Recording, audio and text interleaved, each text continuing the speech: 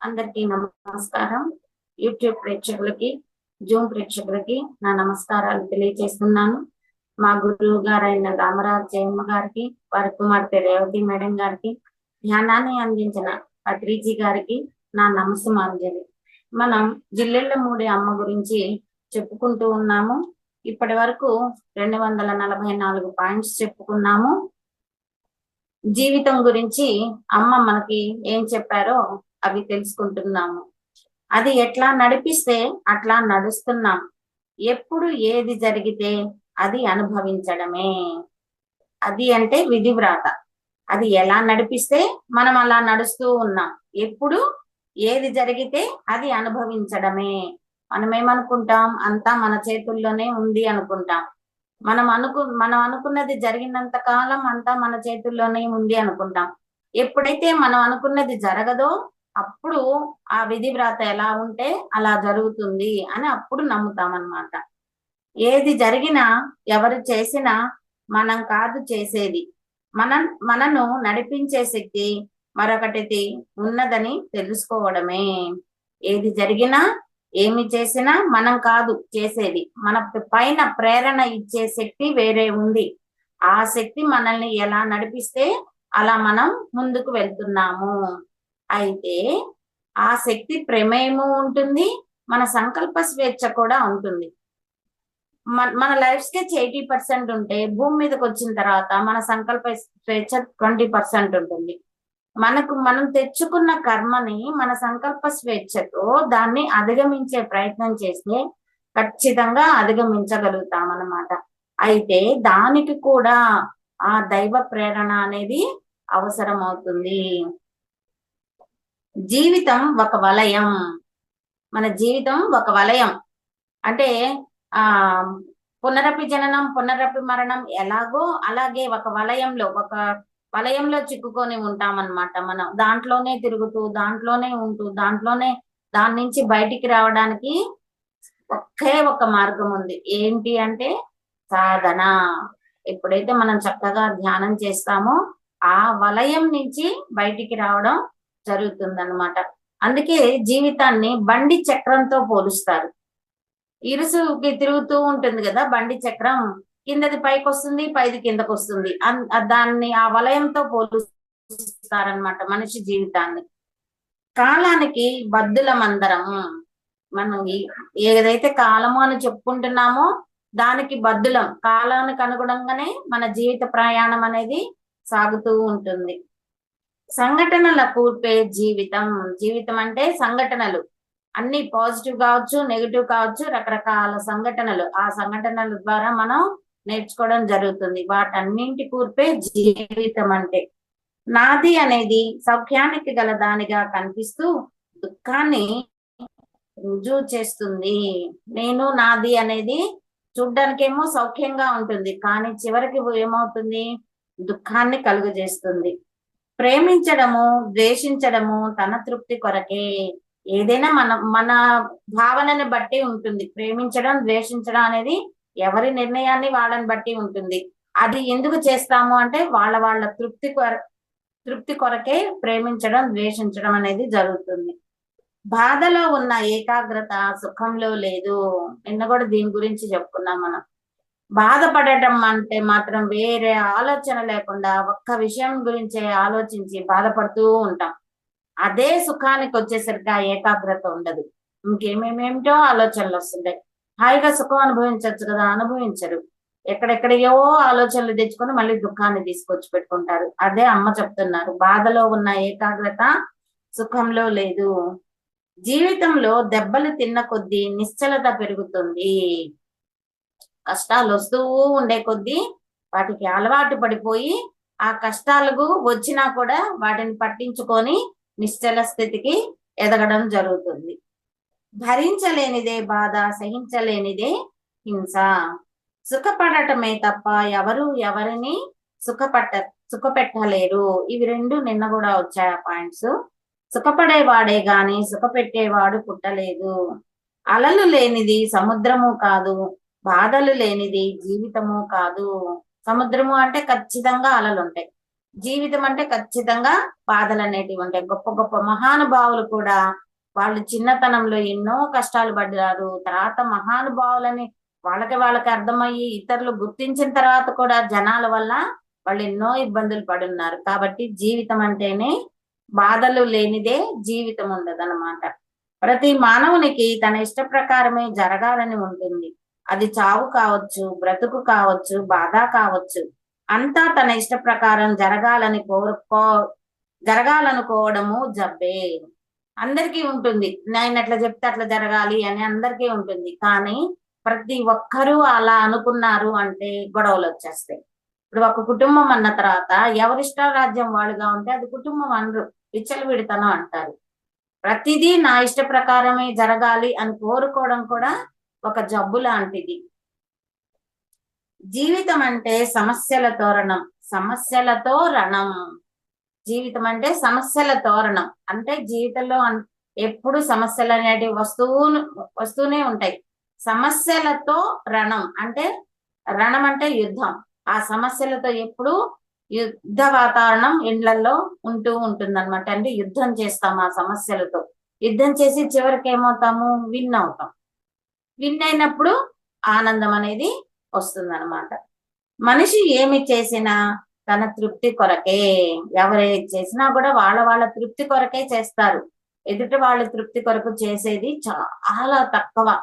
ఒక తల్లి మాత్రమే, నాకు తెలిసి ఒక తల్లి మాత్రమే ఎదుటి వాళ్ళ తృప్తి కోసం చేస్తుంది. అక్కడికి జీవితం గురించి చెప్పుకున్నాము. ఆ తర్వాత వచ్చి గురువు గురించి అమ్మగారు చెప్పిన వాక్యాలు. గుర్తు చెప్పిన వాడే గురువు. నువ్వు ఫలానా అని నీకు గుర్తు చెప్పిన వాడే గురువు. ఎవరి లక్ష్య సిద్ధిని కలిగిస్తే వాడే గురువు. ఎవరైతే మనకి లక్ష్య సిద్ధి, ఇదిగో ఈ విధంగా నువ్వు చెయ్యి అని మనకు లక్ష్యాన్ని సూచిస్తాడో వారే గురువు. నేను గురువును కాదు, మీరు శిష్యులు కాదు. అమ్మని గురువు గారు అని అంటుంటే, నేను గురువుని కాదు, మీరు శిష్యులు కాదు, అంతా మనం అందరం కూడా సమానమే, అందరం దేవుని బిడ్డలమే అని చెప్తూ ఉంటారు. నీ మనస్సే నీకు గురువు. బాహ్య గురువు కొంత దూరం వరకే, ఆ తర్వాత నీతో వచ్చేది నీ మనస్సే నీకు. పరిస్థితులను మించిన గురువు లేదు. పరిస్థితుల వల్ల మనం ఎన్నో నేర్చుకుంటాం. గురువు అంటే నేర్పించేవాడు కదా, అలాగే పరిస్థితులు కూడా గురువు లాగే అన్నమాట. మనకి తెలియనిది తెలియజెప్పేవాడే గురువు. ఆధ్యాత్మికత అంటే అంత తొందరగా అలవడదు. ఆ విషయాలన్నీ చక్కగా తెలియచేట్టు చెప్పేవాడే అసలైన గురువు. సద్గురువు అంటే తనంతట తాను వచ్చి దగ్గరికి తీసుకునేవాడు.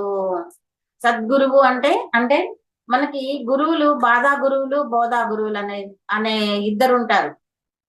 మనకి బాధా గురువుల కన్నా బోధా గురువులు దొరికేది చాలా చాలా కష్టం. ఎందుకు అంటే గత జన్మ సుకృతం ఉండాలి. మంచి గురువు గారు దొరకడం కూడా గత జన్మ సుకృతం ఉండాలి. సద్గురువులైతే తనంతట తాను వచ్చి దగ్గరికి తీసుకుంటారనమాట. అంటే మనలో ఉండే స్వచ్ఛతను గాను వాళ్ళు చూశారు అంటే మనల్ని ఎంతో ప్రేమగా చేరదీసి మన ఎదుగుదలకి వాళ్ళు ఉపయోగపడతారు. వాళ్ళే సద్గురువులు. నా దృష్టిలో గురువు అంటే వాడు తప్ప మరో దైవం లేడని. నిజంగా అయితే దేవుళ్ళ కన్నా కూడా గురువు గొప్ప. ఎందుకు అంటే ఆ దేవుళ్ళని చూడడానికి మార్గం చూపేవాడు గురువు. వివేకానంద స్వామీజీని గురువు దేవుడు ప్రత్యక్షమైతే నువ్వు ఎవరికి ప్రియారిటీ ఇస్తావు అని అంటే ఆయన ఒకటే మాట చెప్తారు. ఎవరికి నమస్కారం చేస్తావు అని అంటే నేను నా గురువుకే ముందు నమస్కారం చేస్తాను అంటాడు. అదేంటి, భగవంతుడికి కదా మనం చేయాలి అని అంటే లేదు, ఆ గురువు అనేవారు లేకపోతే ఆ భగవంతుడిని చూసే మార్గం నాకు తెలీదు, కాబట్టి గురువే గొప్ప అని అంటారు. అమ్మ దృష్టిలో గురువు అంటే వాడు తప్ప మరో దైవం లేడని. ఆ గురువే దైవం అన్నమాట. గుర్తే గురువు. నీకు లక్ష్యం ఎక్కడ ఉంటుందో అదే గురువు. గుర్తే గురువు. నీకు లక్ష్యం ఎక్కడ ఉంటుందో అదే గురువు. అంటే ఆ లక్ష్య సాధనకి నువ్వు పాటుపడాలి. అదే నీకు గురువుగా నీకు ముందుకు సాగేందుకు ఉపయోగపడుతుంది. ఆ లక్ష్యమే. గురువుకు ఇష్టమైన దానికి తేడా లేదు, ఇష్ట దైవానికి తేడా లేదని నా ఉద్దేశము. గురువు ఇష్ట దైవం రెండు సమానమే అని అమ్మ చెప్తున్నారనమాట. మననంతో మంత్రం అవుతుంది. ఏదైతే నువ్వు మననం చేస్తూ ఉంటావో అదే మంత్రం. సపరేట్ గా మంత్రం అనేది తీసుకోకపోయినా నువ్వు అనుక్షణం దేన్నైతే మననం చేస్తూ ఉంటావో అదే మంత్రం. ఇప్పుడు ఇల్లు కట్టాలి, ఇల్లు కట్టాలి, ఇల్లు కట్టాలి అని అనుకుంటూ ఉన్నావు అనుకోండి, అదే ఒక మంత్రం. అదే మంత్రంగా మారి నీకు కొన్ని రోజులకి వాస్తవ రూపం అనేది వస్తుంది. అన్ని మంత్రాలకు అర్థం ఒకటే. అన్ని మంత్రాల అర్థం ఒకటే. అంటే భగవంతుడి సాక్షాత్కారం కోసమే కదా. ఏ మంత్రం చేసినా కూడా మూల స్థానం ఒకటే అన్నమాట. అన్ని మంత్రాలకు అర్థమే. ఈ మంత్రాలన్నీ ఎక్కడి నుంచి వచ్చాయి? ఓంకారం నుంచి వచ్చాయి కాబట్టి అన్నింటి అర్థం ఒకటే. ఇది ఏమిటి? పంచాక్షరి. అంటే అమ్మ దగ్గరికి వచ్చి ఒక్కొక్క మంత్రం చెప్పి అమ్మ ఇదేంటి అని అడుగుతూ ఉంటారు. ఇది ఏమిటి అంటే అది పంచాక్షరి మంత్రం అన్నమాట. వాళ్ళు చెప్పిన మంత్రం. అసలు ఇది ఏమిటి? అక్షాక్షరి. సాధన అనేది నీకు తెలియకుండానే జరుగుతూ ఉంటుంది. విధంగా సాధనలోకి వస్తే దానికోసం సపరేట్ గా కూర్చోవాల్సిన అవసరం లేదు. నీకు తెలియకుండానే నీ మనసు, నీ దృష్టి అటు పక్క పెట్టావు అని అంటే ఆటోమేటిక్ గా నీ లోపల సాధన అనేది జరుగుతూనే ఉంటుంది. సాధన నిత్యకృత్యం కంటే కావలసినది వేరుగా లేదు. నువ్వు దానికి సపరేట్ గా ఉండనవసరం లేదు. నేను బిగినర్స్ కి అదే చెప్తానన్నమాట. మీరు కళ్ళు మూసుకొని కూర్చుంటేనే ధ్యానం కాదు. వంట చేస్తున్నారు, ఏకాగ్రతతో చేయండి. బట్టలు ఉతుకుతున్నారు, ఏకాగ్రతతో చేయండి. ఇల్లు చిమ్ముతున్నారు, ఏకాగ్రతతో చేయండి. వేరే ఆలోచన లేకుండా దాని మీదే ధ్యాస పెట్టండి. అది కూడా ఒక ధ్యానమే. ఎందుకంటే మన మనసు ఆలోచనల వల్ల చాలా ఎనర్జీ లాస్ అవుతాం అన్నమాట. ఆ లాస్ కాకుండా మిగులుతుంది మనకి. కాబట్టి ఆ కేవలం సాధన ఎలా ఉండాలంటే నిత్యకృత్యం అయిపోవాలి. నీ జీవితంలో ఒక భాగం అయిపోవాలి. కేవలం కళ్ళు మూసుకొని కూర్చోవడమే కాదు. నీ 24 గంటల్లో నీవు మేల్కొన్నంత సేపు సాధన సాధన చేస్తున్న విధంగానే నీ మనసు భావనతో ఉండాలన్నమాట. సామరస్యంలో నుంచి విశేషాన్ని విడదీసి మళ్ళీ దాన్ని సామాన్యంలో నుంచి విశేషాన్ని విడదీసి మళ్ళీ దాన్ని సామాన్యం చేసుకోవాలి. అదే సాధన. అంటే అనుక్షణం నీవు సాధనలోనే ఉండాలన్నమాట. తపనే తపస్సు, ధ్యాసే ధ్యానము. తపనతో చేసేదాన్ని తపస్సు అంటారు, ధ్యాస పెట్టి చేసేదాన్ని ధ్యానము అంటారు. శ్వాసతో మనస్సు నిలవదు, మనస్సుతో శ్వాస నిలుస్తుంది. మనకేం చెప్తాము? ఆలోచనలు వస్తూ ఉంటే శ్వాసను గమనించండి, నెమ్మది నెమ్మదిగా ఆలోచనలు తగ్గుముఖం పడతాయి అని చెప్తాము. అంటే మనసుతో శ్వాసను గమనించమంటాం అన్నమాట. శ్వాసతో మనస్సు నిలవదు. నువ్వు శ్వాసను గమనించినంత మాత్రాన మనస్సు నిలవదు అని చెప్తున్నారు. మనస్సుతో శ్వాసను నిలుస్తుంది. నువ్వు గట్టిగా అనుకుంటే మాత్రం నీ మనసుతో శ్వాసను నిలుపు చేసే శక్తి నీకు వస్తుంది. అంటే అమ్మ అక్కడ ఇప్పుడు ఎలా ఉంటాయంటే ఇవి అన్ని రకాల వాళ్ళు వస్తుంటారు. ఒక్కొక్కరికి ఒక్కొక్క రకంగా చెప్పాలి. ఇప్పుడు బుద్ధుడి దగ్గరికి ఒక అతను దేవుడు ఉన్నాడా అని వస్తాడు. ఉన్నాడు అని చెప్తాడు బుద్ధుడు. వాడు వెళ్ళిపోతాడు ఆనందంగా. ఇంకొకడు వస్తాడు, దేవుడు ఉన్నాడా లేడా? దేవుడు లేడు కదా అని అంటాడు. ఉన్నాడా లేదా కదా, దేవుడు లేడు కదా అంటాడు. లేడు అంటాడు. వాడు వెళ్ళిపోతాడు ఆనందంగా. శిష్యుడు అడుగుతాడు, అదేంటి వాడికేమో ఉన్నాడని చెప్పావు, వీడికేమో లేడని చెప్పావు అని అంటే, వాడు ఉన్నాడని నమ్ముతున్నాడు, అస్తిత్వంతో ఉన్నాడు. కాబట్టి దేవుడు లేడు అని చెప్తే వాడు కాకావికలం అయిపోతాడు. కాబట్టి వాడికి ఉన్నాడు అని చెప్పాలి. వీడు దేవుడు లేడు నేను ఉన్నాడు అని చెప్తే వాదులాట వేసుకొని దేవుడు లేడని నిరూపించడానికి వాడు వచ్చాడు. వాడికి లేడని చెప్పాను అనుకో, హ్యాపీ అయిపోయి వెళ్ళిపోతాడు. వాదులాట అవసరం లేదు కదా. ఎవరికి ఎలా చెప్పాలో అలా చెప్పాలి. అది రైటే, ఇది రైటే. దేవుడు అనేవాడు లేడు అని చెప్పడం కూడా రైటే. ఎందుకంటే తన మీద తానికి నమ్మకం వస్తుంది. తన మీద తానికి నమ్మకం ఎప్పుడైతే వస్తుందో ఏదో ఒక రోజుకి మళ్ళీ దేవుడి వైపుకి రావడం జరుగుతుంది. కాబట్టి రెండూ రైటేను అని చెప్తాడు. అట్లా అమ్మ తన దగ్గరికి వచ్చిన వాళ్ళకి వాళ్ళ అభిప్రాయాన్ని బట్టి వాళ్ళ మనస్సు తెలుసుకొని కొన్ని చెప్పడం జరుగుతుంది అన్నమాట. సమాధి అంటే ఒళ్ళు మర్చిపోవడం కాదు, వచ్చే ఒడిదుడుకులను సమానంగా సమచిత్తంతో భరించడం. మా సమాధి స్థితి అంటాం కదా. సమాధి స్థితిలో నీకు శరీరంలో ఏ కదలిక ఉండదు. ఎందుకంటే ఆత్మ యాస్ట్రల్ ట్రావెల్కి వెళ్ళిపోతుంది. ఏం జరిగినా చుట్టుపక్కల, నిర్వికల్ప సమాధి అయితే చుట్టుపక్కల ఏం జరిగినా కూడా తెలియదు. దానికి అమ్మ ఇష్టపడరు అనమాట. సమాధి అంటే ఒళ్ళు మర్చిపోవడం కాదు, వచ్చే ఒడిదుడుకులను సమానంగా సమచిత్తంతో భరించడం. అంటే స్థిత ప్రజ్ఞత్వం అన్నమాట. అక్కడ సర్వకాల సర్వావస్థల యందు సమానమైన స్థితి సమాధి స్థితి. సర్వకాల సర్వావస్థలు ఎప్పుడు సర్వకాలం అంటే ఎట్లాంటి కాల పరిస్థితిలోనైనా నువ్వు సమానమైన స్థితిలో ఉండడమే అదే సమాధి స్థితి. అంటే నీలో ఎమోషన్స్ లేకుండా అలా ప్రశాంత చిత్తంతో ఉండడమే సమాధి స్థితి. సమాధి స్థితి అంటే ఒళ్ళు మర్చిపోవడం కాదు. సర్వకాల సర్వావస్థల యందు సహజమైన సహనమే సమాధి. ఎప్పుడు సహజమైన సహనం ఉండాలి. అంతకుముందు కూడా ఈ పాయింట్ చెప్పుకున్నాం మనం. దాన్నే సమాధి. సమత్వమే సమాధి. అన్నింటి పట్ల సమాన భావంతో ఉండడమే సమాధి. ఇది కాదు ఇది కాదు అంటూ అంతా అదే అనడం. ఇది కాదు ఇది కాదు అంటూ మళ్ళీ అంతా అదే, ఏదైతే ఉందో దాన్నే అంతా అదే అనడం అంటాం అన్నమాట. అంటే మనం చెప్పే విధానంలో మార్పు వల్ల ఒక్కొక్కసారి ఒక్కొక్కలాగా చెప్పుకోవాల్సి వస్తుంది. ఏది రైటు అని అంటే అది రైటే, ఇది రైటే. ఏది కాదు ఏది అవును అని తెలుసుకోవడమే సత్యం. అసలైన సత్యం ఏంటంటే ఏది వాస్తవం ఏది అవాస్తవం అనేది తెలుసుకోవడమే సత్యం. ధ్యాసే ధ్యానం, తపనే తపస్సు.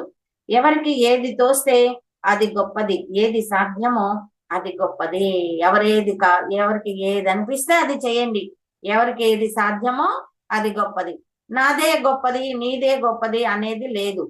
ఎవరికి వాళ్ళకి అది గొప్పదన్నమాట. సహించడంలోనే సాధన ఉంది. మనం సాధన చేసే కొద్దీ ఓర్పు సహనం అనేది పెరుగుతుంది. బాబా కూడా అదే చెప్తారు కదా, శ్రద్ధ సబూరి అని చెప్తారు. నువ్వు చేసే సాధనలో శ్రద్ధ ఉండాలి, సబూరి ఓర్పు అనేది ఉండాలి. ఇవి రెండు ఆటోమేటిక్ గా సాధన చేస్తూ ఉంటే మనలో పెరుగుతూ వస్తాయి. ఏమీ చేయకుండా ఉండాలని కూర్చుంటే అది సాధనే. నీకేం తోచలేదు, అలా గమ్ముగా కూర్చోవాలనిపించింది, అది కూడా సాధనే. ఎందుకంటే నువ్వు ఆలోచించట్లేదు కాబట్టి. సన్యాసి కావాలనే కాని పుచ్చుకోవడం కాదు. సన్యాసి అంటే ఏంటి? వైరాగ్యం. ఎట్లాంటి వైరాగ్యం? బాహ్య వైరాగ్యం కాదు, మానసికంగా వైరాగ్యం రావాలి. అన్నింటి పట్ల వైరాగ్యం రావాలి. అదే అసలైన వైరాగ్యం. అదే చెప్తున్నారమ్మా, సన్యాసి కావాలే కానీ నువ్వు దాన్ని పుచ్చుకోవడం కాదు. మీకు ఏది సాధ్యమైతే అది చేయండి. అన్ని మంత్రాలకు అర్థం ఒకటే. ఎవరైనా బోధించే దానికన్నా పరిస్థితులే ఎక్కువ బోధిస్తాయి. ఒకరు చెప్పేదానికన్నా కూడా మన జీవితంలో వచ్చే ఒడిదుడుకుల వల్ల మనం ఎంతో జ్ఞానాన్ని అందుకుంటాం, అనుభవ జ్ఞానాన్ని అందుకుంటాం. మౌనం అంటే మాట్లాడకపోవడం కాదు, అనవసరంగా మాట్లాడకపోవడం. మౌనం కూడా రెండు రకాలు. అవసరం కొద్దీ మాట్లాడడం ఒక మౌనం. కొంతమంది ఉంటారు అవసరం లేకపోయినా వాగుతూనే ఉంటారు. అది కరెక్ట్ కాదు. ఎందుకు అంటే వాక్కు ద్వారా ఎంతో ఎనర్జీ లాస్ అవుతుంది. అంతేకాకుండా కర్మం తీసుకొచ్చే దాంట్లో మెయిన్ మన నోరే మనకి ఎక్కువ కర్మం తీసుకొస్తుంది. కాబట్టి అవసరమైనప్పుడు మాట్లాడి అవసరం లేనప్పుడు మాట్లాడకుండా ఉండడాన్ని కూడా మౌనం కిందే అమ్మ చెప్తారనమాట. సర్వత్రా మంచిని చూడటమే మన మంచితనం. అన్నింటిలోనూ మంచిని చూడగలిగే స్థితికి మనం రావాలి. కొన్ని చెడుగా కనబడతాయి కానీ దాని వెనక చివరికి మంచి అనేది ఉంటుంది. విన్నవాడు విమర్శిస్తాడు, కన్నవాడు వివరిస్తాడు. ఎవరో చెప్తే విన్నవాడు ఏం చేస్తాడు? దాన్ని విమర్శిస్తాడు, అది అట్లా ఇది ఇట్లా అని. కన్నవాడు అంటే చూసిన వాడైతే కరెక్ట్ గా చెప్తాడనమాట. నిప్పు ఎంత గొప్పదైనా కట్టె లేనప్పుడు మండదు. నిప్పు మండాలి అంటే కట్టె కంపల్సరీ కావాల్సిందే. అంటే మన జీవితం పండాలి అని అంటే సాధన అనేది తప్పకుండా ఉండాల్సిందే. మనం ఎన్నోసార్లు చెప్పుకున్నాం, యజ్ఞ యాగాదుల వల్ల గాని హోమాల వల్ల గాని ఆధ్యాత్మికంగా ఎదగడం అనేది జరగదు. కేవలం సాధన ద్వారా మాత్రమే. పూజలు జపాలు ఇవన్నీ కూడా ఒక్కొక్క మెట్టే కానీ హయ్యర్ అల్టిమేట్ ఏంటి అని అంటే సాధన, ధ్యానమే మనకి శరణ్యం. సర్వాన్ని పూజ్య భావంతో చూచేవారు పూజ్యులు. సర్వాన్ని, ఈ సమస్త సృష్టిని పూజ్య భావంతో, భగవంతుడు ఈ సృష్టి ఎంత చక్కగా చేశాడు, అసలు నిజంగా మనం మనసు పెట్టి చూడగలిగితే ప్రతి ఒక్కటి సృష్టిలో కనిపించే ప్రతి ఒక్కటి ఒక్కొక్క మిరాకిల్ గా కనబడుతుంది. ఎవరి దాకో ఎందుకు, మన మానవ దేహమే చూడండి. మనం తింటున్నాము, చక్కగా అరుగుతోంది, వేస్ట్ బయట వెళ్ళిపోతుంది. ఏ ఏ భాగాలకి ఎంతెంత కావాలో మనం ఏం చెప్పట్లా, అదే డివైడ్ చేసుకుంటుంది. ఏ ఏ భాగాలకి ఏమేమి కావాలి, ఏమేమి కెమికల్స్ కావాలి, అవన్నీ అదే డివైడ్ చేసుకుంటుంది. శరీరానికి అవసరమైనంత మా అవసరమైనంత మేరకే ఉంచుకొని మిగతాదంతా బయట దోసేస్తుంది. నువ్వు ఎంత తిన్నా కూడా నీ శరీరానికి అవసరమైందే ఉంచుకుంటుంది. అసలు ఈ శరీర నిర్మాణం గాని మనం చూసామంటే ఎంత మిరాకిల్ అంటే అంత మిరాకిల్. ఆ భగవంతుని సృష్టి ప్రతి ఒక్కటి కూడా, ఒక పువ్వును చూసినా, పండును చూసినా, అవన్నీ ఒక మిరాకిల్స్ అన్నమాట. కాబట్టి ఈ సర్వాన్ని పూజ్య భావంతో చూసేవారే పూజ్యులు. రాయిలో చైతన్యం చూడగల మనం మనిషిలో చైతన్యం చూడలేకపోతున్నాము. ఈ పాయింట్ ఇంత ముందు వచ్చింది. మంత్రం చేయడం అంటే గుర్తు తెచ్చుకోవడమే.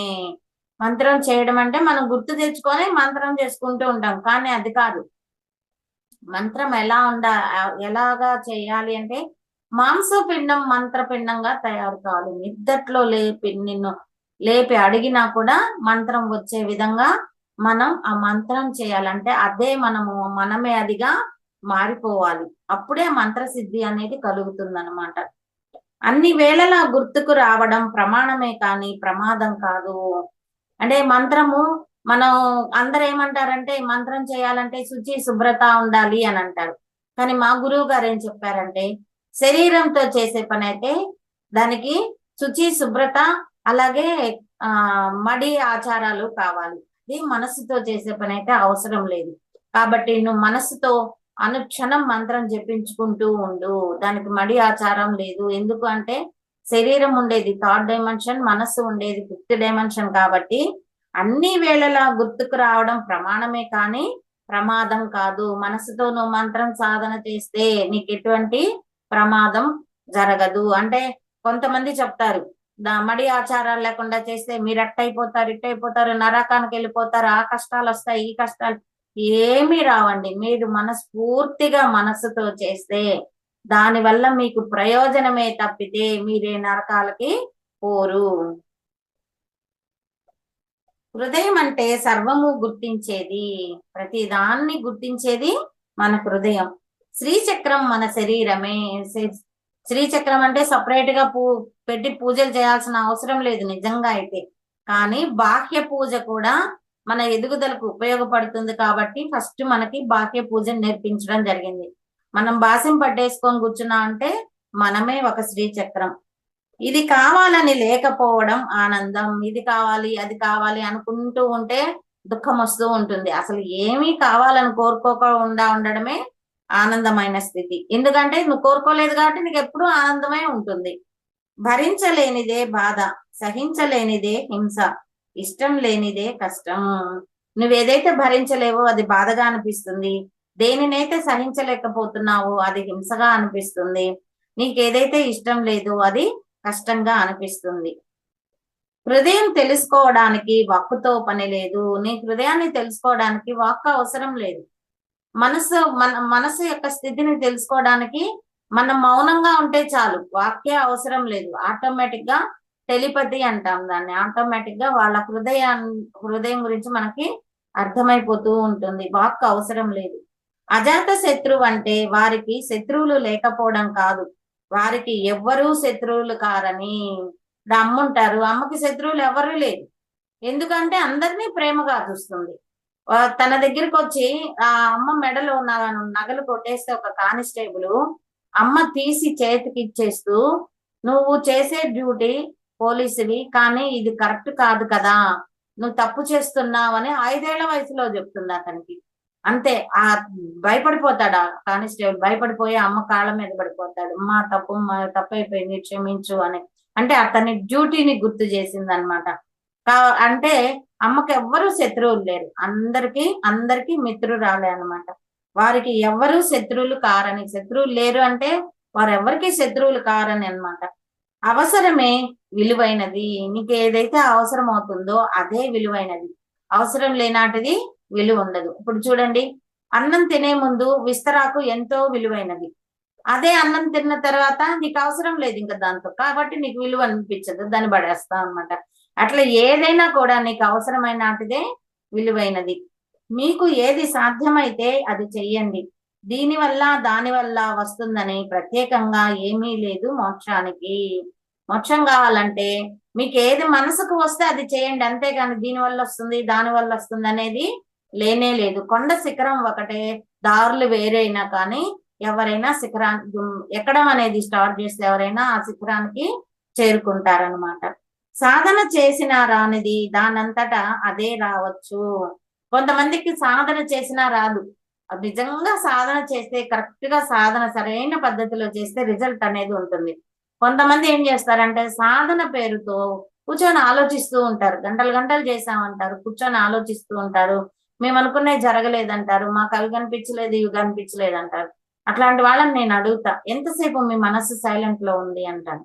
దానికి నిమిషం 2 నిమిషాలు చెప్తారు. నిమిషం 2 నిమిషాలకే నీకు అన్ని నువ్వు అనుకున్నటివన్నీ వచ్చేస్తే, ఇంకా మహర్షులు సంవత్సరాల తరబడి, వందల సంవత్సరాలు బడి తపస్సు చేస్తున్నారు వారు. మరి అంత ఇంకెంత వచ్చి ఉండాలి? 1 నిమిషం 2 నిమిషాలకి ఏమీ రాదండి. మినిమం ఓ రోజులో 1 గంట మనస్సు లేని స్థితి, ఎరుకతో మనస్సు లేని స్థితిలో ఉంటే ఎనర్జీ లెవెల్ పెరుగుతుంది. 6 గంటలు చేసి 10 నిమిషాలు కూడా మనస్సు లేని స్థితి ఉంటే ఏమీ రాదనమాట. అట్లాంటి వాళ్ళకి కొంతమందికి ఏంటంటే సాధన చేయకపోయినా కూడా వాళ్ళ అదృష్టం కావచ్చు, లేదంటే గురువు అనుగ్రహం వల్ల కావచ్చు, దైవ అనుగ్రహం వల్ల కావచ్చు, వాళ్ళు అనుకున్నటివి నెరవేరుతూ ఉంటాయి. నీకు ఏది తోస్తే అది చేయమంటాను, నువ్వు చేసేది నువ్వు చేయగలిగేది ఏదీ లేదంటాను. నీకు ఏది తోస్తే అది చెయ్యి. నువ్వు కావాలని చెయ్యాలి అని అంటే అది చేయలేమన్నమాట. కొన్ని మనం చేయాలనుకున్నా చేయలేని పరిస్థితులు ఉంటాయి. బుద్ధుడు వెళ్ళాడని వెళ్ళటం కాదు, ఆయన వెళ్ళినట్లుగా వెళ్ళాలి. ఆయనలా వెళ్ళితే అందరూ బుద్ధులే. చేస్తే వచ్చేది కాదు, ఇస్తే వచ్చేది. నువ్వు ఏదైనా చేస్తే వచ్చేది కాదు, ఇస్తే వస్తుంది. ఎవరికైనా నువ్వు ఏదైనా ఇస్తే నీకు పుణ్యం రూపంలో వస్తుందన్నమాట. ఏది చేసినా ఆ శక్తి చేయిస్తున్నది. ఆ శక్తి అంటే అసలైన శక్తి, మూల చైతన్యం ఏదైతే ఉందో అది నీ చేత చేయిస్తుంది. నువ్వు చేయడం కాదు, నీ చేత, నీలో ప్రేరణ కలిగించి చేయిస్తుంది. లలిత సహస్రనామంలో కూడా వస్తుంది, ఇచ్ఛాశక్తి, క్రియాశక్తి, ఇచ్ఛాశక్తి, జ్ఞానశక్తి, క్రియాశక్తి స్వరూపిణి అని వస్తుంది. చేసేది చేయించేది అంతా అమ్మే అని దాని అర్థం అన్నమాట. అమ్మ అంటే లలితమ్మని. ఏది చూచినా ఎందులోనైనా ఒకే వస్తువును చూడటమే ఏకాగ్రత. ఏకాగ్రత అంటే ఒకే వస్తువుని తదేక దృష్టితో చూడడం అన్నమాట. సహజ సమానం అంటే కష్టమే తోచకపోవడం ఏ స్థితిలో కూడా. సహజ సహనం అంటే సహజ సిద్ధంగా సహనం వచ్చింది అని అంటే ఎట్లాంటి పరిస్థితి వచ్చినా కూడా నీలో ఎటువంటి ఒడిదొడుకులు లేకుండా ప్రశాంతమైన చిత్తంతో ఉండడమే, అదే సహజమైన సహనం అన్నమాట. ఏ పని చేస్తున్నా, ఏమి మాట్లాడుతున్నా ఆ సత్తే అని గుర్తించిన స్థితి. ఏదైనా అసలైన స్థితి అంటే ఏ పని చేస్తున్నా, ఏమి మాట్లాడుతున్నా ఆ సత్తే అంటే ఏదైతే ఉందో అదే అని గుర్తించాలి. ఏదైనా తెలియడమే గాని ఎవరి ద్వారా అయినా తెలియబడటం కాదు, ఎవరో తెలియబరచడం కాదు, మనకు మనమే తెలుసుకుంటాం అన్నమాట. అది ఎందుకు తెలుస్తుందో తెలియదు, ఎందుకు తెలియదో తెలియదు. అవన్నీ మనకు ఎందుకు తెలుస్తున్నాయో మనకు తెలియదు, ఎందుకు తెలియట్లేదో కూడా మనకి తెలియదు. అంటే ఇవి బిగినర్స్ కి అన్నమాట ఈ మాటలన్నీ. తెలియబడటమే కానీ తెలుసుకోవడం అన్నది లేదు. చూడగానే అదే ఇది అనిపించే చూపు ఏదైతే ఉందో అది లోచూపు. చూడగానే వాళ్ళకి అర్థమైపోతూ ఉంటుంది అనమాట, అది లోచూపు. కొందరు మాస్టర్స్, పత్రిజీ గారు చూడండి, కొంతమంది వ్యక్తుల్ని అలా కళ్ళల్లోకి చూస్తారు, అక్కడే మనకు తేడా అర్థమైపోతుంది. లోచూపు అన్నమాట. అంటే వాళ్ళ ఆత్మ ఏ స్థితిలో ఉంది, దానికి ఎక్కడైనా ఇరుక్కోనుందా, ఇరుక్కోనుంటే ఏ విధంగా అయితే అది ఆ ఇరుక్కున్న దాని నుంచి బయట వస్తుంది అనేది లోచూపుతో చూస్తారనమాట. ఆ లోచూపుతో చూసి తిడితే బయట వస్తారనుకుంటే తిట్టడం జరుగుతుంది. కేవలం తిట్టడం వల్ల కాదు, కొడితే బయట వస్తారనుకుంటే, అంటే ఇరుక్కొని ఉంటారనమాట కొన్ని పరిస్థితుల్లో. కొడితే బయట వస్తారనుకుంటే కొట్టడం జరుగుతుంది అనమాట. అదే అమ్మ చెప్తున్నారు, చూడగానే అదే ఇది అనిపించే చూపు ఏదైతే ఉందో అది లోచూపు. ఏది వస్తే అది అనుభవించటమే అసలైన స్థితి. ఏంది అంటే ఏది వస్తే అది అనుభవించడమే. అది ఏదైనా సరే, అది ఇదా అదా ఏమిటి అనే విచక్షణ నన్ను అడగవద్దు. ఏ సమయానికి ఏది లభ్యమైతే అది. నన్ను అడగద్దు మీరు ఏదొస్తుంది, అదొస్తుందా, ఇదొస్తుందా అని కాదు. మీకు ఏ టయానికి ఏది వస్తే దానిని మీరు అనుభవించడమే. నేనుగా చెప్పను, మీ చేత చెప్పిస్తా. అదే టీచింగ్. మీ చేతే చెప్పిస్తే మీకు అర్థమవుతుంది. మీ గురించి నేనుగా చెప్పను. అమ్మ నువ్వు ఇలా అలా అని చెప్పదు. వాళ్ళ నోటి గుండానే వాళ్ళేంటో చెప్పిస్తుంది. చెప్పించిన తర్వాత దాంట్లో ఉన్న లోటుపాటుల్ని సరిదిద్దడం జరుగుతుంది. తెలుస్తుంది, ప్రతిదీ తెలుస్తుంది. నీకు ఎలా తెలుస్తుందమ్మా అంటే, తెలుస్తుంది, ప్రతిదీ తెలుస్తుంది. ఎలా తెలిసింది అంటే విశ్వ చైతన్యంతో కనెక్ట్ అయి ఉంటారు వాళ్ళు. అందుకే ఎక్కడ ఏం జరిగినా కూడా తెలుస్తూ ఉంటుంది. ఒకసారి అమ్మ దగ్గరికి ఒక ఒక ఆవిడ మామిడి పళ్ళు తెచ్చిస్తారు. అమ్మ శిష్యురాలు ఒక 20 మామిడి పళ్ళు తీసుకొచ్చి ఒక ప్లేట్ లో పెట్టి అమ్మ దగ్గరికి ఇస్తే, మామూలుగా అమ్మ ఏం చేస్తారు, తను ఒకటి తీసుకొని తలా ఒకటి పంచుతారనమాట. అమ్మ ఏం చేస్తుంది, 20 అసలు ఏ భావన లేకుండా లో చూపుతో ఎక్కడో శూన్యంలోకి చూస్తూ ఒక్కొక్క పండు అలా తినేస్తుంది. ఈవిడ ఆశ్చర్యపోతుంది, ఇదేంటి 20 మామిడి పళ్ళు అమ్మ ఒక్కసారే తినడం ఏంటి, ఆశ్చర్యపోతుంది. అంతా అయిపోయిన తర్వాత సరిపోయిందా, మీకు సరిపోయిందా అని అంటూ ఉంటది. ఈవిడికి ఏం అర్థం కాదు, ఇదేంటి ఎక్కడో చూస్తోంది, తింటోంది, నీకు సరిపోయిందా అంటోంది, మాటి మాటి మీకు సరిపోయిందా అంటుంది, ఏంటి ఈవిడ ప్రవర్తన ఇలా ఉంది అని. కానీ అడిగే ధైర్యం ఉండదు వెంటనే. తర్వాత అమ్మ మామూలు స్థితికి వచ్చాక అప్పుడు అడుగుతారనమాట, ఏంటమ్మా ఇలా ఒకేసారి ఇన్ని తిన్నారు అని అంటే ఆ అమ్మ చెప్తుంది, అడవిలో నా కోసం వేరే వాళ్ళు అడవి దారి గుండా వస్తున్నారు, వాళ్ళకి ఆహారం ఏం దొరకలేదు, ఆకలితో అల్లాడిపోతున్నారు, ఇక్కడ నేను తిని వాళ్ళ కడుపులకి నేను పంపించాను. ఈమె ఎప్పుడైతే సరిపోయిందా అని అక్కడ అడగంగానే వాళ్ళకి కడుపు నిండిపోయి ఉంటుంది అనమాట. అక్కడ వాళ్ళు సరిపోయింది అనగానే ఈవిడికి అర్థమైపోయింది. అప్పుడు తినడం ఆపేసేది అనమాట. వెంకయ్య స్వామి వారు కూడా ఇలాగే చేసేవాళ్ళు అనమాట. అట్లా ఏంటి అంటే ఎలా నీకు తెలుస్తుంది అంటే, నాకు అన్ని తెలుస్తాయి అదంతే అంటుంది. నేను అన్నది ఆధారం కాదు, నేను అన్నది ఒక గుర్తే. గుర్తుతో గుర్తించి గుర్తు నశించాలి. మనం అన్నిటికీ నేను నేను అంటాం కదా, అది ఆధారం కాదనమాట. ఆ నేను అన్న దాన్ని గుర్తించి ఆ గుర్తును కూడా వదిలేయాలి. అంటే నేను నుంచి మేము నుంచి నేను, మేము, మనము, హయ్యర్ స్థితి మనము అనేది. గొప్ప గొప్ప మహానుభావులు చూడండి, నేను అనే మాట మాట్లాడరు, మేము మాట్లాడతారు, మనము మాట్లాడతారు. మీరు గమనించండి, వాళ్ళు ఎప్పుడు కూడా నేను అని అనరు. అంటే ఆ నేనుని మనం వదిలేయాలన్నమాట, మర్చిపోవాలి. ఏ మార్గాన నడిచిన వాడే నడిపిస్తున్నాడనుకోవడమే సన్మార్గం. ఏ మార్గాన భగవంతుడు మనల్ని ఏ మార్గాన నడిపిస్తున్నాడో అదే సన్మార్గం అనుకోవాలి. మానవ ప్రయత్నం అంటూ లేదు, ప్రయత్నం వెనుక ప్రేరణ ఉన్నది. నేర్పుగల ఓర్పు కాదు, సహజమైన ఓర్పు కావాలి. నేర్పుగల ఓర్పు కాదు, సహజంగా రావాలి ఓర్పు. నువ్వు నేర్చుకుంటే వచ్చేది కాదు, సహజ సిద్ధంగా రావాలి. శిల్పానికి అందం రావాలంటే ఉలి దెబ్బలు అవసరం. అంటే నువ్వు రాటు తేలాలి అంటే జీవితంలో సమస్యలు అనేటివి వస్తూ ఉండాలి. వస్తూ ఉన్నప్పుడే నువ్వు రాటు తేలి ఆధ్యాత్మికం వైపు మొగ్గు చూపుతావు అనమాట. సమస్యలు ఏం లేకుండా ఉన్నాయనుకోండి, ఆ సుఖంలో నేర్చుకోవడం అనేది ఏమీ ఉండదు. సర్వాన్ని పూజ్య భావంతో చూచేవారే పూజ్యులు. ప్రజాసేవ చేయడము మోక్ష మార్గమే. మోక్షంలో ప్రజాసేవ కూడా ఒక భాగం అన్నమాట. అవకాశాన్ని గమనించడం సాధన. వచ్చే అవకాశాలన్నింటినీ గమనించాలి. గమనించి వాటిల్లో మనం నేర్చుకోవాల్సినవి నేర్చుకోవాలి, ఆచరించాల్సినవి ఆచరించాలి. అది వచ్చే అవకాశాలను ఒక సాధనగా మనం తీసుకోవాలన్నమాట. శ్వాస ఏ సాధన చేయండి దానంతటా అది రావచ్చు. కొంతమంది సాధన చేయకుండా దానంతట అదే వస్తుంది, కొంతమందికి సాధన చేస్తేనే వస్తుంది. సాధన చేయకుండా ఎవరికి వస్తుంది అంటే గత జన్మల్లో సాధన అయిపోయి ఉంటుంది, వాళ్ళకి శేషం కొంచెం మాత్రమే ఉంటుంది, మిగులు. ఆ కొంచెం అనుభవించడానికి భూమి మీదకి వస్తారనమాట. వాళ్ళకి చేయకుండానే అన్ని సిద్ధులు వాళ్ళ వశమై ఉంటాయి.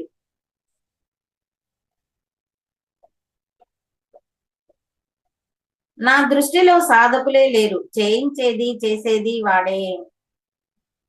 నా దృష్టిలో సాధకులే లేరు. అంటే చేయించేదంతా పైవాడే అయినప్పుడు మనం సపరేట్ గా చేయడం అనేది లేదు అని అమ్మ చెప్తున్నారు. అంతా ఉన్న దానిని వెతుక్కోవడం ఎందుకంటే దృఢపడటమే.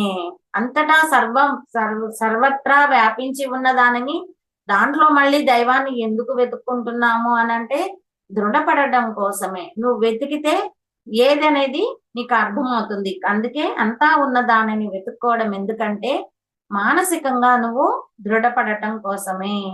నీ చేత నిన్ను తెలుసుకుని నీవు అవుతున్నావు.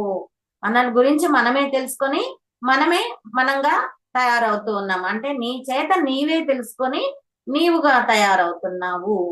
ఏ విధమైన చావుకు బ్రతుకుకు భయపడక ఏ వేళకి ఏది వస్తే అది అనుభవించడమే వేదాంత సారం.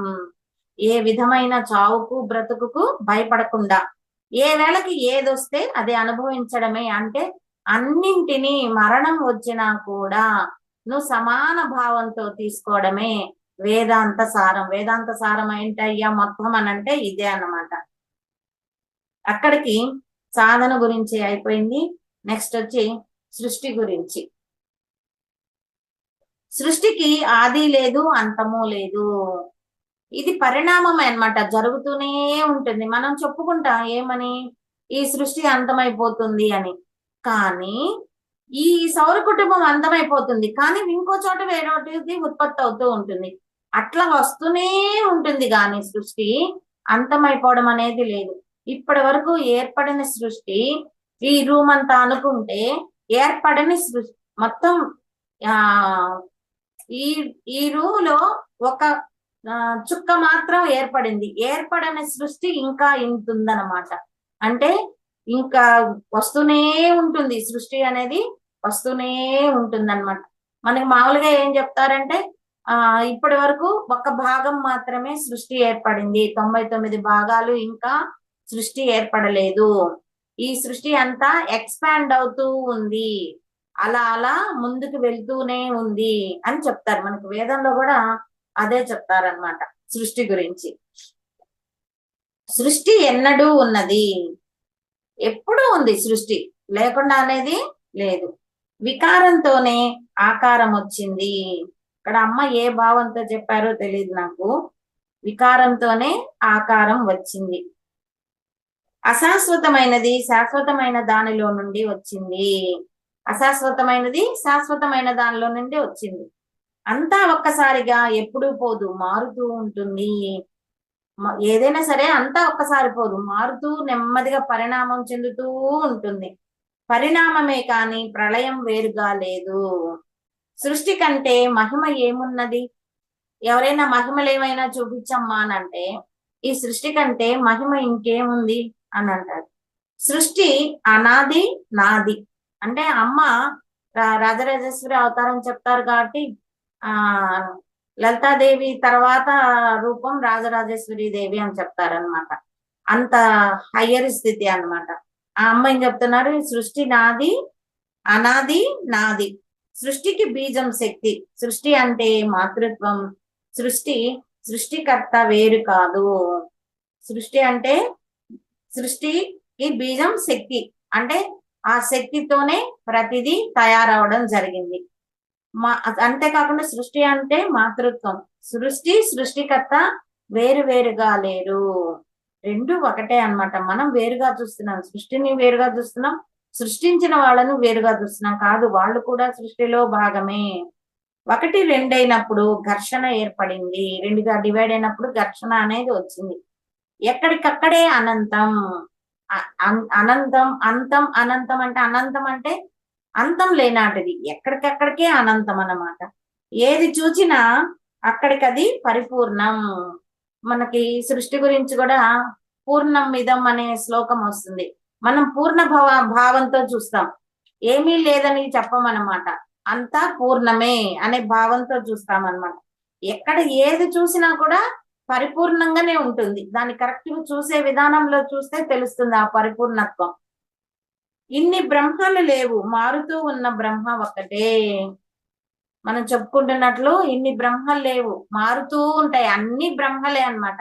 ఉదాహరణ ఇప్పుడు నేను చిన్నప్పుడు ఉన్నప్పుడు సంధ్యానే, మధ్య వయసు వచ్చినప్పుడు సంధ్యానే, ఇప్పుడు వయసు సంధ్యానే, ఇంకా పెద్ద వయసు వచ్చినా కూడా సంధ్యానే. ఉన్నది సంధ్య ఒకటే, కాకపోతే మారుతూ ఉంటుంది అంతే. వయసు పెరుగుతూ మారుతూ ఉంటుంది అంతే అన్నమాట. మరణం అంటే పరిణామమే. అంటే ఈ జన్మ నుంచి ఇంకో జన్మకు పోవడం అనేది పరిణామమే, ఇంకా ఉన్నతమైన స్థితికి రావడం జరుగుతుంది. మారేది మారని దానిలో నుంచి వచ్చింది.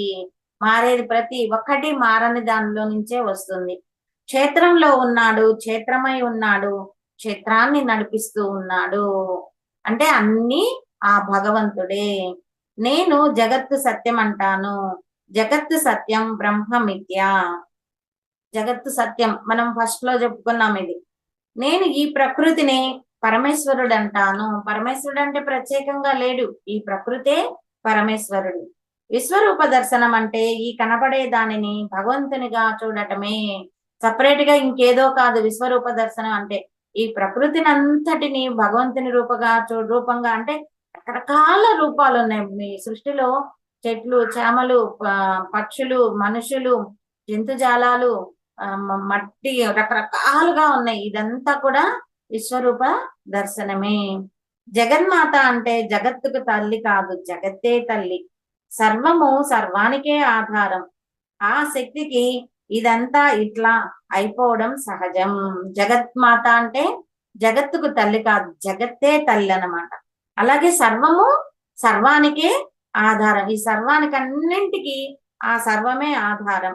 ఆ శక్తికి, ఆ అంటే ఏదైతే ఉందో ఆ శక్తికి ఇదంతా ఇట్లా అయిపోవడమే సహజం. ఏ శక్తి అయితే ఉందో ఇదంతా అంటే ఈ సృష్టి అంతా ఇలాగ తయారవడం అది సహజ సిద్ధంగా జరిగింది, ఏదో ప్రత్యేకంగా జరగడం కాదు, సహజ సిద్ధంగా జరిగిందన్నమాట. గుణం లేనివి ఏవి ఉండవు. ప్రతి దానికి ఏదో ఒక గుణం అనేది ఉంటుంది, గుణం లేకుండా ఏవి ఉండవు. ఇదంతా అదే పరిపూర్ణమే, ఏదైతే ఉందో అదంతా పరిపూర్ణమే.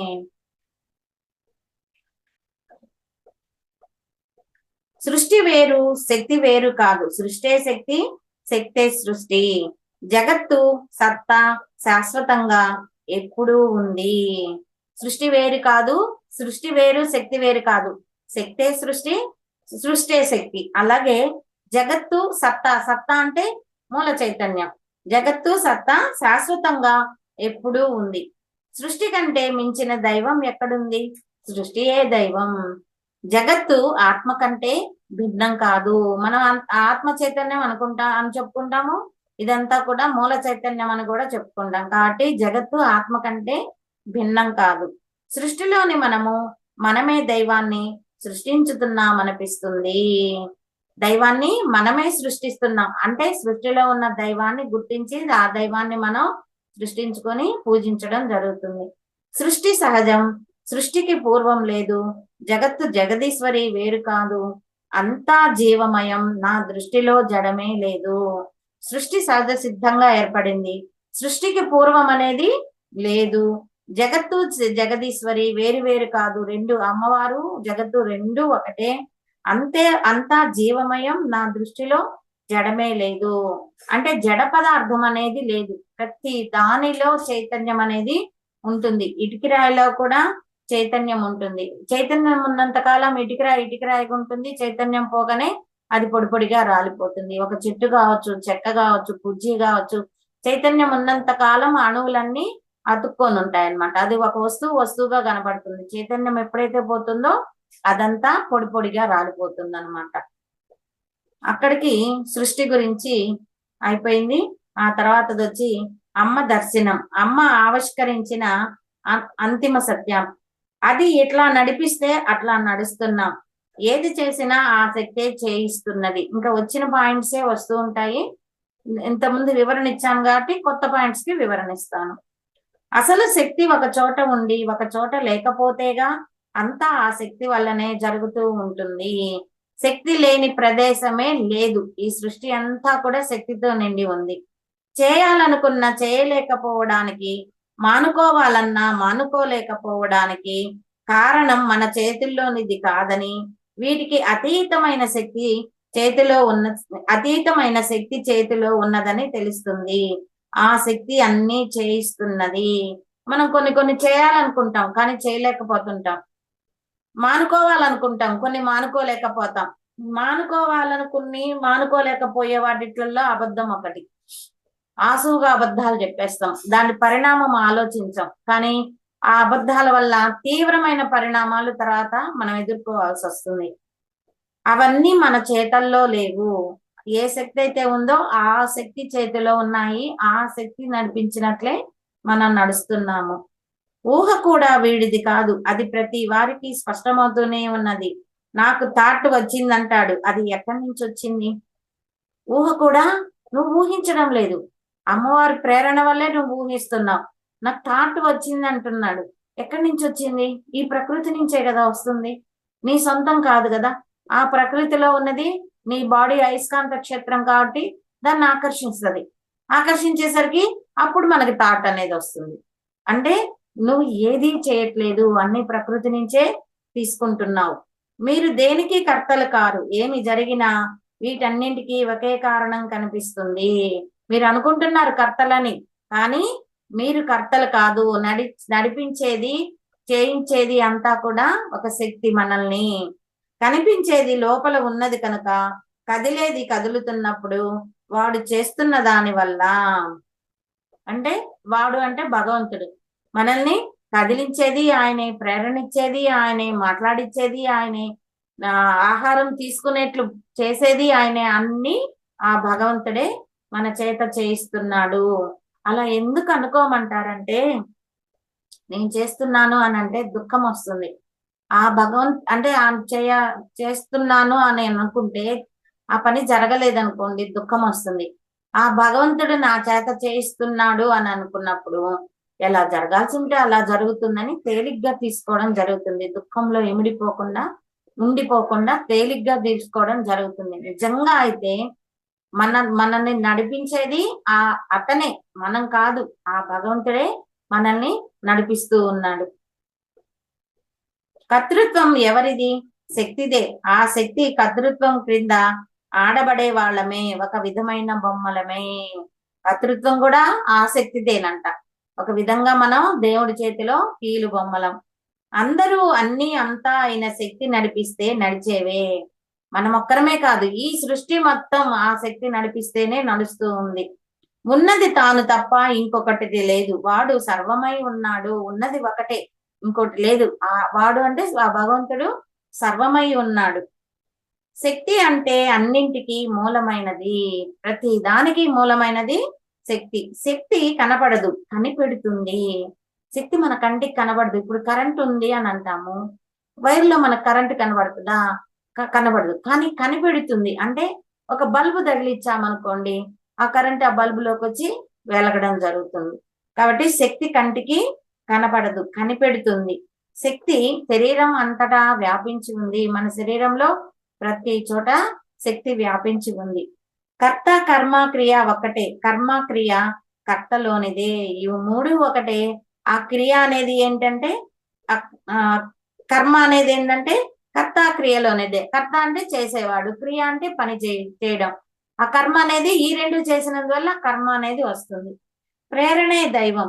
తానొకటి తలిస్తే దైవం ఒకటి తలుస్తాడు కాదు. దైవం తలిస్తేనే తాను తలుస్తాడు.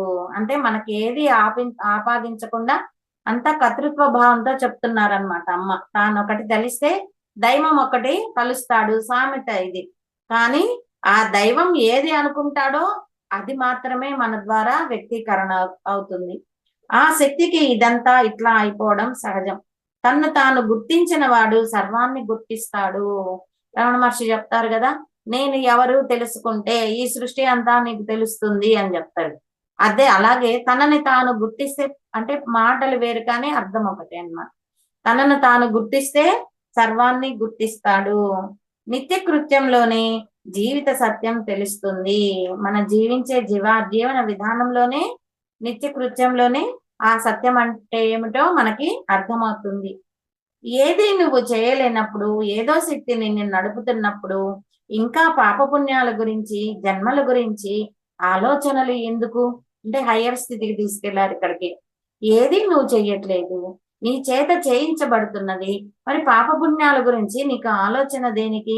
జన్మల గురించి ఆలోచన దేనికి? నువ్వు కాదు కదా చేసేది, చేయించేది చేయించేవాడు వేరే ఉన్నాడు. సమిష్టి కర్మ తప్ప వ్యష్టి కర్మ లేదు. ఈ కర్మ విధానం ఒక్కొక్క మాస్టర్ ఒక్కొక్కలాగా చెప్తారనమాట. సమిష్టి కర్మ తప్ప వ్యక్తిగత కర్మ లేదు అని అంటారు. కానీ రెండూ ఉంటాయి. మనం చూసే భావంలో మాత్రం రెండూ ఉంటాయి. అమ్మ దృష్టిలో మాత్రం అంతా సమిష్టి కర్మగానే అమ్మ చెప్తారనమాట. సర్వ సంకల్పములు, సర్వ వాక్కులు, సర్వ కర్మలు దానివే. అంటే ఏ దైవం అయితే ఉందో ఆ దైవానివి ఇవన్నీ. సర్వము సర్వము తానైనదే ఉన్నది. నేనైన నేను, అన్ని నేనులు, నేనైన నేను. నేనెవరు అంటే నేనైన నేను. ఆ నేను నేనే, నా నేను నేనే. అలాగే అన్ని నేనులు, మీ అందరి నేనులు కూడా నేనేను అని అమ్మ చెప్తున్నారు. ఆడేది, ఆడించేది, చూచేది అదే. ఎవరు? మనల్ని ఆడించేది వాళ్ళే, చూచేది వాళ్ళే, ఆడేది వాళ్ళే. అంతా ఆ దైవమే అన్నమాట. అంటే మనం అనేది లేదు అని అక్కడ భావన. ఏది తోస్తే అది చెయ్యి, తోచేటట్లు చేసేది వాడేగా. నీకేది తోస్తే అది చేయి.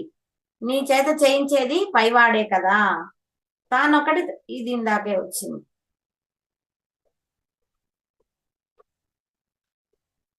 ఎవరో ప్రశ్న అడిగితే అయితే అమ్మ దాన్ని ఎలాగ తెలుసుకోవడం అని అడిగారనమాట. తనంతట తానే తెలియబడేది ఉంది. ఒకరు చూశాడనుకో వాడికి చెప్పనవసరం లేదు. లేదనుకో ఎన్ని పోలికలు ఇచ్చినా వాళ్ళు చూసినట్లు అనిపించదు. అనుభవించిన దాన్ని రూపకల్పన చేసి చెప్పాలి.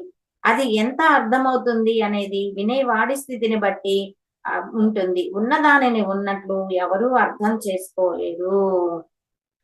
తనంతట తానే తెలియబడేది ఉంటుంది. మనకి కొన్ని మనకి గత జన్మల్లో నేర్చుకున్న నాలెడ్జ్ ఈ జన్మలో కొన్ని చూడంగానే అర్థమైపోతూ ఉంటుంది. దానికే అదే మనకి తెలిసిపోతూ ఉంటుంది.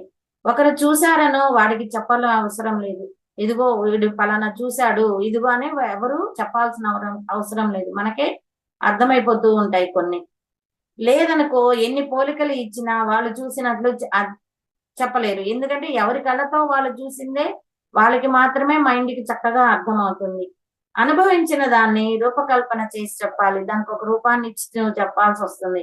అది ఎంతవరకు అర్థమవుతుంది? నువ్వు ఎంత అర్థమయ్యేట్లు చెప్పినా వాడు ఎంత శక్తి మేరకు అర్థం చేసుకుంటాడో అంతవరకే అర్థమవుతుంది అనమాట. కాబట్టి మనం ఎంత సబ్జెక్ట్ ఇచ్చినా కూడా ఒక జ్ఞానిని ఉత్తముణ్ణి, మధ్యముణ్ణి, అధముణ్ణి కూర్చోబెట్టామనుకోండి, అందరికీ ఒకే రకంగా సబ్జెక్ట్ ఇచ్చిన ఉత్తముడైతే ఏమో దానిలో ఉన్న సారాన్నంతా తీసుకుంటాడు. మధ్యముడైతే ఏమో కొంత మాత్రమే తీసుకుంటాడు. అధముడైతే ఏమో అసలు ఏమీ అర్థం కాలేదని వెళ్ళిపోతాడనమాట. ఇక్కడికి అమ్మ సూక్తులు అయిపోయినాయి. మొత్తం ఇప్పటి వరకు 411 సూక్తులు చెప్పుకున్నాం. వాటిట్లో ఆల్మోస్ట్ ఒక 50-60 మళ్ళీ రిపీట్ అయ్యాయి అన్నమాట. చాలా బాగా చెప్పారు మేడం. క్లాస్ క్లియర్ కట్ గా బాగా చదివి బాగా ఎక్స్ప్లెయిన్ చేసి బాగా చెప్పారు మేడం. మేడం ఇంకోటి ఏంటంటే బోధ గురువులు, బాధ గురువులు అన్నారు. అంటే ఏంటి మేడం? బోధ గురువులు అంటే మన జ్ఞానాన్ని అందించే వాళ్ళు. బాధ గురువులు అని అంటే డబ్బు తీసుకోనరా అని చెప్పేవాళ్ళు, మన చేత వెట్టి చాకరీ చేయించుకుంటారు. వాళ్ళు సొంత పనులన్నీ చేయించుకుంటారు. మనకి జ్ఞానం ఏమీ ఇవ్వరు. ఎందుకంటే వాళ్ళే జ్ఞానులు కాదు కాబట్టి. అందుకని బాధ గురువుల దగ్గరికి పోకూడదు, బోధ గురువుల దగ్గరికి పోవాలి మనం. Okay thank you madam. Masters ఎవరికైనా ఏమైనా డౌట్స్ ఉంటే మేడం తో మాట్లాడండి మాస్టర్స్.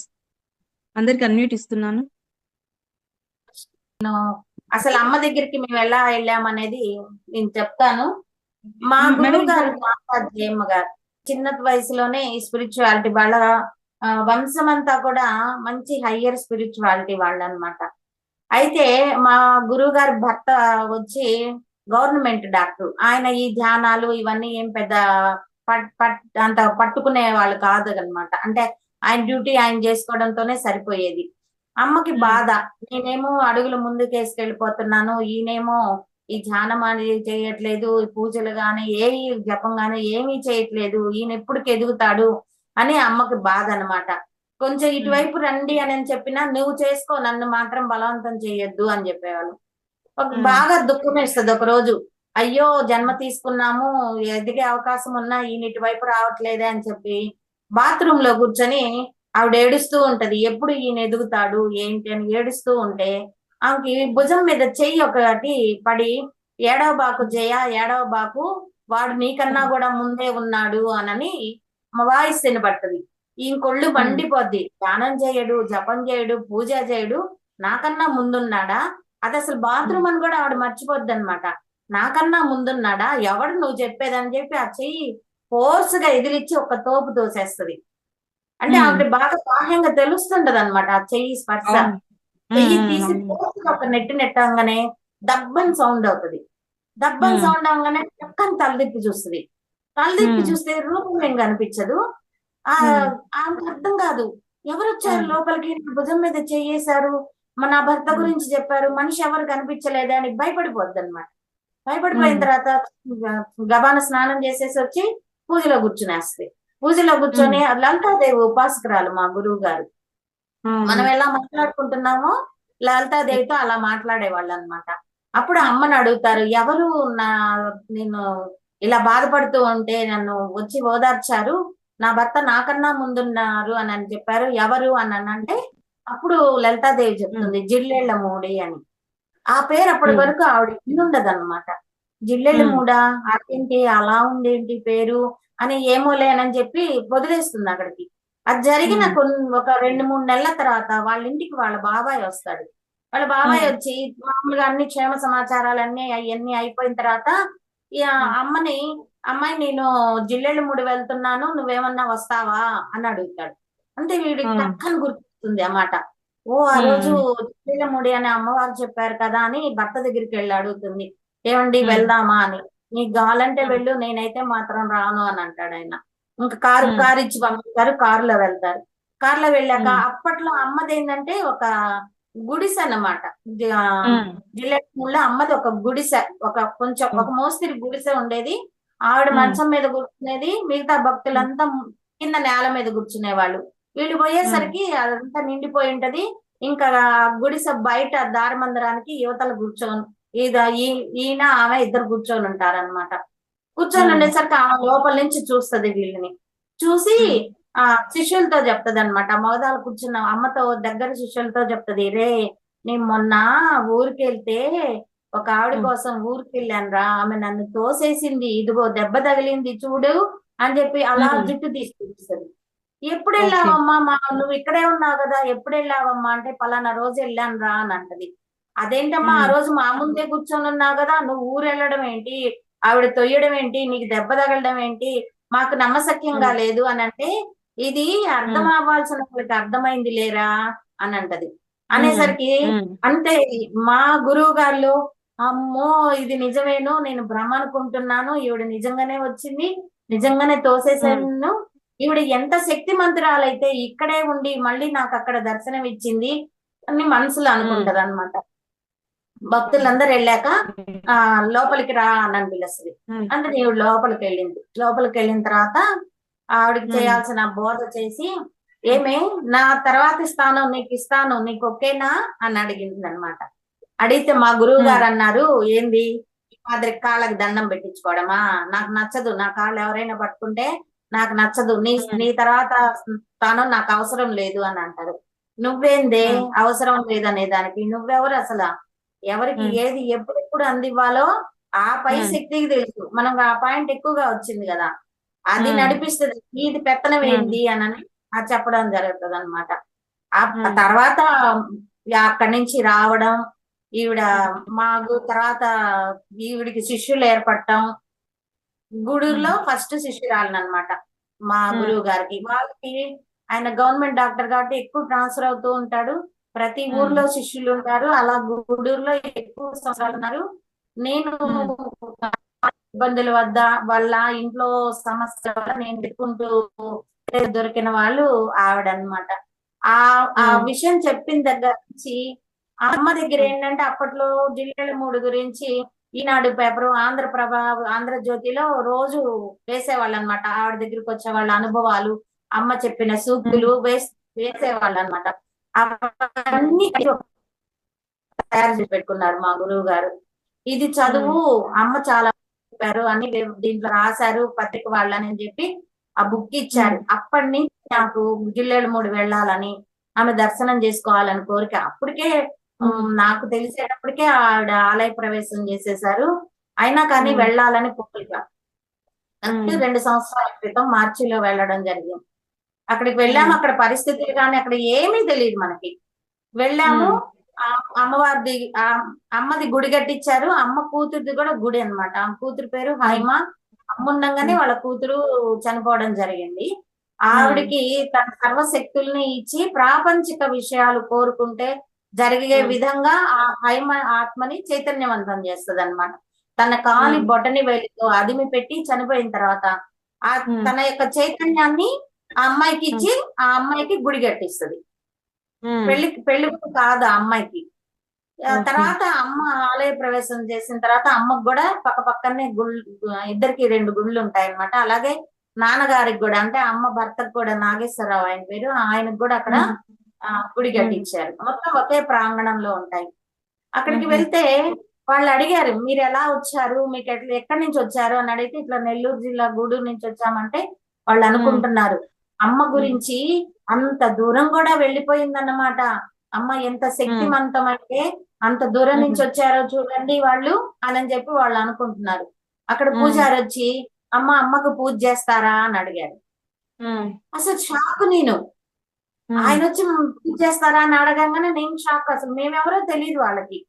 అనేసరికి చేస్తామండి అన్న. అందులో ఇంకొక ఆవిడ వచ్చి, మీ వారు ప్యాంటు షర్ట్ వేసుకున్నారమ్మా, పూజ చేయాలంటే పంచ కట్టుకోవాలి, అది రూలు అని అంటే, పర్వాలేదులేండి, మేము అసలు తెలుసుకోవడం కోసం వచ్చాం, అమ్మ ఇక్కడ ఎలా ఉంటారు ఏంటి అమ్మ గురించి తెలుసుకోవడం వచ్చామండి, అంతేగాని ఇంకేం లేదు, పర్వాలేదండి అని అంటే, మళ్ళీ వాళ్ళే ఆప్షన్ ఇచ్చారు, నువ్వు లోపల కూర్చొని అమ్మకు పూజ చెయ్యి, మీ వారు బయట కూర్చుంటారు అని అంటే, అట్లా సరే అంటాను. పూజారి రావడం లేట్ అయ్యి హైమ కూతురు ఉన్నారు కదా, హైమ దగ్గరికి వెళ్ళాం అనమాట. ఇంకా అక్కడంతా హారతని చూసుకొని ఇక్కడికి వచ్చేసరికి ఇక్కడ వేరే వాళ్ళు కూర్చోబెట్టారు. మీకోసం చూసామండి, మీరు రాలేదు, అందుకని వేరే వాళ్ళకి అవకాశం ఇచ్చాము అని అన్నారు. ఏం పర్లేదండి, మీరు అడగడమే మాకు భాగ్యం, అట్లా ఫీల్ అయ్యేది ఏం లేదు, మేము చూడడం కోసం వచ్చాము, ఇబ్బంది ఏం లేదులేండి అంటున్నాను. అంటే అక్కడంతా ఉండి పూజ చూసుకొని ధ్యానం చేసుకొని మళ్ళీ సాయంత్రం రిటర్న్ అవ్వడం జరిగింది. ఆ రిటర్న్ అవ్వడం కూడా ఒక మిరాకిల్. ఏంటి అంటే బాపట్ల నుంచి జిల్లెడుమూడి వెళ్ళాలంటే 7వ మైలు రాయి వస్తుంది అనమాట. ఆ 7వ మైలు రాయి వరకే బస్సు వస్తుంది. ఆ తర్వాత ఆటోలో గాని నడుచుకుంటూ వెళ్ళాలి. లోపలికి ఒక 2 కిలోమీటర్లు దూరం అన్నమాట. పోయేటప్పుడేమో మేము ఆటో మాట్లాడుకుంటున్నాము. మా ఇద్దరికి 400 అడిగాడు ఆటోవాడు. అయ్యో అనవసరంగా 15 రూపాయలు ఛార్జీతో పోయేది 400 పెట్టాల్సి వస్తుంది అని అనుకుంటూ, ఏమండి బస్సు కోసం వెయిట్ చేద్దామా అని అంటూ ఉన్నాను. వెనక హారన్ వినిపించింది, బస్సు వచ్చింది. వెంటనే బస్ ఎక్కాము. బస్ ఎక్కిన తర్వాత ఆ 7 మైల్ రాయి దగ్గర దిగాము. ఇంకా నడక స్టార్ట్ చేసాము. ఏ ఆటోలు కనిపించలేదు. కొంచెం దూరం నడవగానే ఎండ, విపరీతమైన ఎండ, మధ్యాహ్నం 11 టైము. అమ్మని శరణి వేడా అనమాట. అమ్మ బాగా ఎండగా ఉంది, ఆటో ఏమైనా దొరికితే బాగుండమ్మా, ఆటో పంపించకూడదా అనగానే వెంటనే మా పక్కన ఒక ఆటో ఆగి, ఆటోలో ఒక అబ్బాయి కూర్చున్నారు. ఆ ఊరి వాళ్ళు అనమాట. రండి ఎక్కండి అన్నారు. నేరుగా అసలు వాళ్ళు మమ్మల్ని ఏమో కూడా అడగలేదు, నేరుగా తీసుకెళ్లి గుడి ముందు వదిలారు. గుడి ముందు వదిలారు. అక్కడంతా ఆపి భోజనం పెట్టారు. అమ్మ పుస్తకాలకి సంవత్సరం చందా కట్టాను. ఇంకా అమ్మ గురించి ఇంకా డీటెయిల్ తెలుస్తుంది కదా మనకి, అందుకని చందా కట్టేసి భోజనం చేసి అన్నదానానికి ఇచ్చి ఇంకాసేపు ధ్యానం చేసుకొని ఇంకా ట్రైన్ టైం అవుతుందని రిటర్న్ అవ్వడానికి కూర్చొని ఉన్నాం అనమాట. కూర్చోంటే ఆటోలు ఏమీ లేవు. ఒక ఆటో దగ్గరికి వెళ్ళి అడిగాం. అడిగితే వాడేమన్నాడు, నాకు రిటర్న్ పేమెంట్ కూడా ఇస్తే, ఇప్పుడైతే పోము, 5 పైన తీస్తాము, రిటర్న్ పేమెంట్ కూడా ఇస్తే అప్పుడు వస్తాను అని అన్నాడు. అనేసరికి పర్లేదు ఇస్తాము అని అన్నాము. వాడు ఎందుకు మళ్ళీ రాలా. సరే అని చూద్దామండి, కాస్త ముందుకు వెళ్తాము, ఏదన్నా కారు ఏమన్నా పోతూ ఉంటే అట్లా, లేదంటే మన అదృష్టం బాగుంటే బస్సు ట్రాక్టర్ అయినా సరే ఎక్కి వెళ్ళిపోదాం, ఎందుకంటే ట్రైన్ టైం అయిపోద్ది ఇంకా అన్ని చెప్పి అక్కడ కూర్చున్నా, అక్కడ కాస్త ముందుకి కొంచెం దూరం రోడ్డు వైపుకి నడిచి కూర్చున్నా అన్నమాట. కూర్చుంటే ఏమీ పోవట్లా, ఆ టైంకి ఏమీ పోవట్లా.